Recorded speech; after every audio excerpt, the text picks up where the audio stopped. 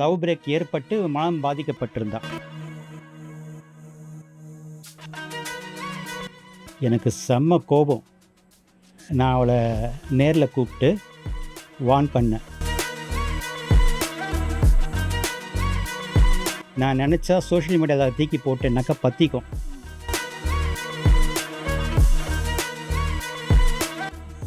நீ உன்னால் பணம் தர முடியலன்னா பொழைச்சிப்போ, நான் உனக்கு பிச்சை போட்டதான் நினச்சி விட்டுறேன். ஆனால் இதுக்கப்புறம் நீ என்னை பற்றி எங்கேயாவது ஏதாவது தப்பாக சொன்னேன்னு தெரிஞ்சது, உன் ரகசியம் வெளியே வந்துடும். TN Talkies Tamil.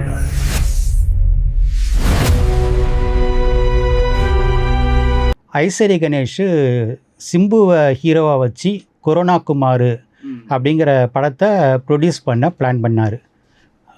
ஏன்னா கொரோனாவை சித்தரிக்கிற படமாக கதையாக அது இருந்தது, கதைக்களம். சிம்புவுக்கு 50 லட்சமோ எனக்கு சரியாக தொகை எனக்கு சரியாக தெரியல, ஒரு பெருந்தொகையை அட்வான்ஸாக கொடுத்துருக்கிறாரு. அட்வான்ஸை வாங்கி கொண்ட சிம்பு உரிய தேதியில் கால்ஷீட் கொடுக்காம போஸ்ட்போன் பண்ணிக்கிட்டே இருந்திருக்கிறாரு. அவர் போஸ்ட்போன் பண்ணி கிட்டத்தட்ட 1.5 வருஷம் ஆகிப்போச்சு.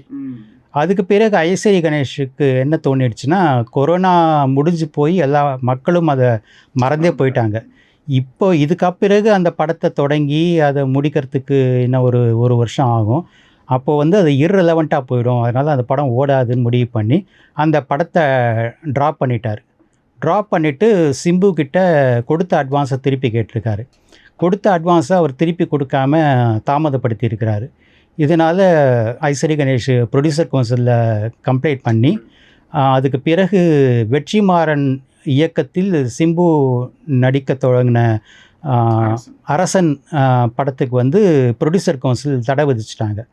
இந்த பண பிரச்சனையை சால்வ் பண்ணிட்டு வந்த பிறகு தான் நீங்கள் அந்த படத்தை பண்ண முடியும்னு சொல்லிட்டு, அதுக்கு பிறகு சிம்பு ஐஸ்வரி கணேஷ்க்கு பணத்தை செட்டில் பண்ணி அதுக்கு பிறகு ஒரு வழியாக அந்த படம் மறுபடியும் தொடங்குச்சு. நடிகர் கார்த்திக் பற்றி கேள்விப்பட்டிருக்கீங்களா? பழைய நடிகர் அலைகள் ஓய்வதில்லை கார்த்திக். அவரும் இந்த மாதிரி ஃபினான்ஷியல் டிசிப்ளின் இல்லாமல் கரெக்டான நேரத்துக்கு ஷூட்டிங் வராமல். ஆமாம், அதை பற்றின இன்சிடென்ட்ஸ் எதாவது கேள்விப்பட்டிருக்கீங்களா? கேள்விப்பட்டிருக்கேன். உதாரணத்துக்கு ஒரு படத்தில் அவர் ஹீரோவாக நடிக்கும்போது அடிக்கடி ஷூட்டிங்க்கு வராமல் டேக்கா கொடுத்துருவாராம்.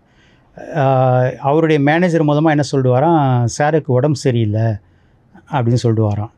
ஒரு முறை ப்ரொடியூசர் சரி நான் நேரில் பார்க்குறேன் அப்படின்னு சொன்னப்போ சார் ஹாஸ்பிட்டலில் அட்மிட் ஆகிருக்காருன்னு சொல்லிட்டாராம். சரி நான் எந்த ஹாஸ்பிட்டல் சொல்லுங்கள், நான் பார்க்குறேன்னு சொன்ன பிறகு இருங்க சொல்கிறேன்னு சொல்லிட்டு கார்த்திக் கிட்ட சொல்லிவிட்டு அவர் ஒரு ஹாஸ்பிட்டலில் ஒன்றும் இல்லாமையே போய் டாக்டர்ஸ் கிட்ட பேசி பெட்டில் படுத்துக்கிட்டு அதுக்கு பிறகு அந்த ஹாஸ்பிட்டல் பேரை ப்ரொடியூசர்கிட்ட சொல்லியிருக்கிறாங்க. அவர் ப்ரொடியூசர் போய் பார்த்தப்போ தெரிஞ்சுக்கிட்டாராம், இவர் சும்மா நாடகம் ஆடுறத படுத்துருக்கிறாருன்னு சொல்லிட்டு.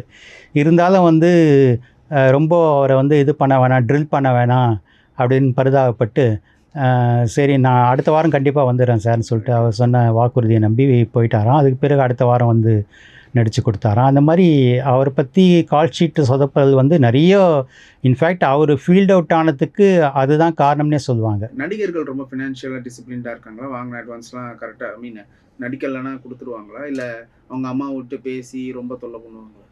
நடிகைகள் சொல்லுங்க. அப்படி நானே கூட நேரடியாக பாதிக்கப்பட்ட ஒரு சம்பவம். சில வருஷங்களுக்கு முன்னால் ஒரு பொண்ணு ஒரே ஒரு படம் ஹீரோயினாக நடிச்சிருந்தா. அந்த படம் ரிலீஸே ஆகாமல் பொட்டியில் முடங்கியிருக்கு. அவள் என்கிட்ட எனக்கு எப்படியாவது ஒரு படம் வாங்கி கொடுங்க, ஏன்னா அவள் அப்போ தான் ஒரு லவ் பிரேக் ஏற்பட்டு மனம் பாதிக்கப்பட்டிருந்தா. ஸோ அந்த நேரத்தில் அவள் என்கிட்ட எனக்கு எப்படியாவது பட வாய்ப்பு வாங்கி கொடுங்க, எனக்கு அப்போ தான் இந்த கஷ்டத்துலேருந்து மனசு டைவர்ட் ஆகும், இல்லாட்டி இதையே நான் நினச்சிட்ருப்பேன் அப்படின்லாம் என்கிட்ட பேசிகிட்டு இருந்தா. நானும் ஒரு வாய்ப்பு வாங்கி கொடுத்தேன். ஒரு ட்ரிபிள் ஹீரோயின் சப்ஜெக்டில் ஒன் ஆஃப் த ஹீரோயினாக நடிக்கிற வாய்ப்பு வாங்கி கொடுத்தேன். அதுக்கு முன்னாடிலாம் எனக்கு அடிக்கடி ஃபோன் போட்டு நிறைய தன்னுடைய சொந்த விஷயங்களை அவள் என்கிட்ட பகிர்ந்துக்கிட்டே இருந்தாள். அதுக்கு பிறகு பொதுவாக எங்களை மாதிரி பிஆர்ஓக்களுடைய பேமெண்ட் எப்படின்னா, நாங்கள் வந்து ஒரு ஹீரோயினை புக் பண்ணி கொடுக்குறோன்னா அந்த ஹீரோயினும் அவங்க சம்பளத்துலேருந்து எங்களுக்கு 10% தரணும். பட கம்பெனியும் அந்த ஹீரோயினுடைய சம்பளத்துலேருந்து 10% எங்களுக்கு தருவாங்க. அப்படி அந்த பட கம்பெனி நேர்மையாக எனக்கு 10% பிஆர்ஓ கமிஷன் கொடுத்துட்டாங்க. வாங்கின அட்வான்ஸ்லேருந்து பாதியை மட்டும் 50% மட்டும் கொடுத்துட்டு பேலன்ஸை வந்து அவங்க படம் கம்பெனி செட்டில் பண்ணும்போது உங்களுக்கு தரேன்னு சொல்லிவிட்டு தரவே இல்லை. அதுக்கு பிறகு ஒரு பேமெண்ட்டு போட்டிருக்காங்க அந்த ப்ரொடக்ஷன் கம்பெனி. அதுலேருந்து அவள் எனக்கு தர வேண்டிய 10% தரவே இல்லை. நான் திரும்ப ஃபோன் பண்ணி கேட்கும்போதும் ஏதேதோ காரணம் சொல்லி அம்மாவுக்கு உடம்பு சரியில்லை, ஆட்டுக்குட்டி உடம்பு சரியில்லைன்னு சொல்லிட்டு காரணங்கள் சொல்லி அடுத்த வாரம் தரேன் அப்படி இப்படின்ட்டு தள்ளி போட்டுக்கிட்டே இருந்தான். நான் இது போல் வந்து ஃபோன் பண்ணி அவகிட்ட எனக்கு வர வேண்டிய நியாயமாக வர வேண்டிய பிஆர் கமிஷனை கேட்டுட்ருக்கிறேன் அப்படிங்கிறத வந்து அந்த செட்டில் இருந்தவங்களில் எனக்கு தெரிஞ்சவங்களும் இருக்கிறாங்க, நேரடி பழக்கமானவங்களும் இருக்காங்க. அவங்க இவகிட்ட கேட்டிருக்காங்க, என்ன விஷயம் அப்படின்ட்டு கேட்டதுக்கு அவள் கொஞ்சம் கூட மனசாட்சி இல்லாமல் என்ன சொல்லிட்டா, அவர் எனக்கு ஃபோன் பண்ணி வழியிறாரு அப்படின்ட்டு அபாண்டமான குற்றச்சாட்டை போட்டிருக்கிறா. இதை யார்கிட்ட அவள் சொன்னாலோ அவங்களே எனக்கு ஃபோன் பண்ணி சொன்னாங்க, உங்களை பற்றி இந்த மாதிரி அவள் செட்டில் பேசுகிறா அப்படின்னு சொல்லிட்டு. எனக்கு செம்ம கோபம். நான் அவளை நேரில் கூப்பிட்டு வார்ன் பண்ணேன், நீ என்கிட்ட என்னென்ன பேசின என்னென்ன நடந்ததுங்கிறது எல்லாத்துக்கும் என்கிட்ட ரெக்கார்டு இருக்குது. நான் நினச்சா சோஷியல் மீடியாவில் தூக்கி போட்டேன்னாக்கா பற்றிக்கும் இன்றைக்கி இருக்கிற சோஷியல் மீடியா யுகத்தில். ஆமாம், நீ வந்து முன்னால் பணம் தர முடியலன்னா பொழைச்சிப்போ, நான் வந்து உனக்கு பிச்சை போட்டதாக நினச்சி விட்டுறேன். ஆனால் இதுக்கப்புறம் நீ என்னை பற்றி எங்கேயாவது ஏதாவது தப்பாக சொன்னேன்னு தெரிஞ்சுது, உன் ரகசியம் வெளியே வந்துடும் அப்படின்னு சொல்லிட்டு வார்ன் பண்ணிட்டு வந்துட்டேன். அதுக்கு பிறகு அவள் அடங்கிட்டாள். இந்த மாதிரி அதான் நேர்மையான நல்ல பெண்கள், ஒழுக்கமான பெண்களும் இருக்கிறாங்க. ஆனால் இந்த மாதிரி பெண்கள் வந்து சீப்பாக பிஹேவ் பண்ணுற பெண்களை சீப்போடின்னு சொல்லிட்டு தூக்கி போட்டு தான் வரணும். இப்போ இவ்வளோ நடிகைகள் இருக்காங்க, நீங்களும் நிறைய பேருக்கு பிஆர் பார்த்துருப்பீங்க. இந்த நடிகை தான் இப்போ ரொம்ப டிசிப்ளின், திறமையிலையும் சரி நடத்தையிலையும் சரி ரொம்ப டிசிப்ளின்டாக இருக்காங்க, நான் வியந்திருக்கேன் அப்படிங்கிற மாதிரி நடிகைகள் யாராக இருக்காங்க? இப்போ நான் சொன்ன இந்த பண விஷயத்துலேயே வந்து ரொம்ப நேர்மையாக நடந்து கொண்ட ஒரு பிரபல நடிகையை எனக்கு தெரியும். நடிகை சாக்ஷி அகர்வால். அவங்கள நான் ஒரு பட கம்பெனிக்கு கூட்டிகிட்டு போய் கதை கேட்க வச்சேன். நாங்கள் 2 பேரும் பக்கத்தில் உட்காண்ட்ருந்தோம். அப்போ தான் டைரக்டர் வந்து எங்கள் 2 பேர்கிட்டையும் அந்த கதையை சொன்னார். உமன் சென்ட்ரிக் சப்ஜெக்ட்டு, ஒரு thriller subject.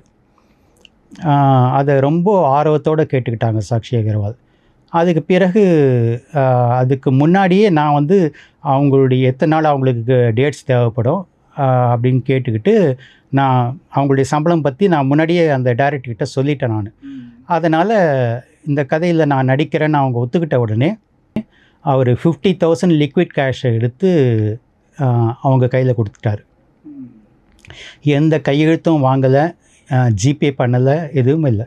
Just liquid cash அட்வான்ஸாக வச்சுக்கோங்க.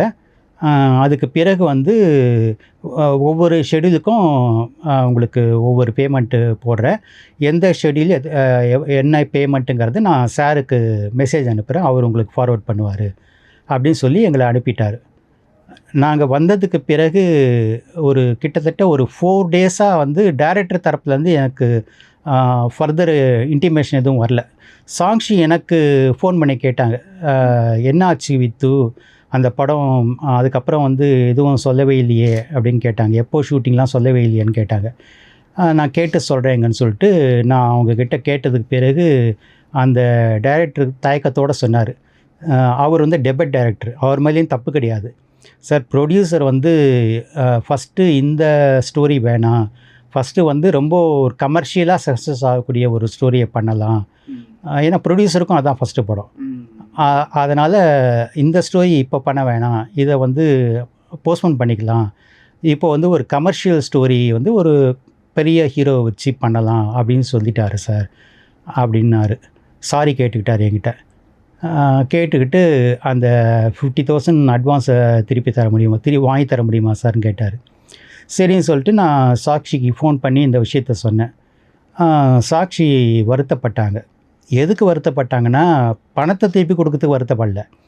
ஒரு நல்ல கதை தன் கையை விட்டு போகுதே அப்படிங்கிறதுக்காக வருத்தப்பட்டாங்க. என்கிட்ட சொன்னாங்க, இந்த கதைக்கு வந்து இன்ஸ்பிரேஷனாக நான் வேறு சில படங்களை, வெளிநாட்டு படங்களை நான் பார்த்து வச்சுருந்தேன், என்னுடைய ஆக்டிங் ஸ்கில்லை இம்ப்ரூவ் பண்ணிக்கிறதுக்காக. அவ்வளோ நான் ரொம்ப ஆர்வத்தோடு இருந்தேன் வித்து இந்த படத்தில் நடிக்கிறதுக்கு. இது மறுபடியும் இந்த படம் அவங்க பண்ணும்போது என்னையே கூப்பிட சொல்லி சொல்லுங்கள் அப்படி சொல்லிட்டு, பணம் நான் நாளைக்கே கொடுத்துட்றேன் வித்து அப்படி சொல்லிட்டு மறுநாள் கேஷாக திருப்பி கொடுத்துட்டாங்க. அவங்க உங்களுக்கு பணம் கொடுத்ததுக்கு எந்த எவிடன்ஸும் கிடையாது. ஆனால் நீங்கள் வந்து கேட்ட உடனே திருப்பி கொடுத்துட்டீங்களே, பெரிய விஷயம்னு பாராட்டுறதுக்கு. இதில் என்னப்பா இருக்குது, பணம் இன்றைக்கி வரும் நாளைக்கு போகும், மனுஷங்க தான் முக்கியம் அப்படின்னாங்க. எனக்கு வந்து பெரிய ஹீரோக்கள் கூடலாம் எனக்கு பரிச்சயம் கிடையாது. முருகா அசோக் சார் கூட எனக்கு பரிச்சயம் உண்டு. அவர் வந்து ரொம்ப டிசிப்ளைன்டான ஆக்டர் அப்படின்னு நான் வந்து கேள்விப்பட்டிருக்கிறேன். அதாவது மற்ற சில மாஸ் ஹீரோக்கள் கிட்ட இருக்கக்கூடிய எந்த ஒரு நெகட்டிவிட்டியும் இல்லாத, தொழிலில் வந்து ரொம்ப தொழில் பக்தியோடு இருக்கக்கூடிய நடிகர் அவர் அப்படின்னு மற்ற டைரக்டர்ஸ் சொல்ல நான் கேள்விப்பட்டிருக்கேன். ஓகே ஓகே, ரொம்ப நன்றி சார். இங்கே இது வரைக்கும் தெரியாத தகவல்கள் எல்லாமே நீங்கள் பகிர்ந்துக்கிட்டீங்க.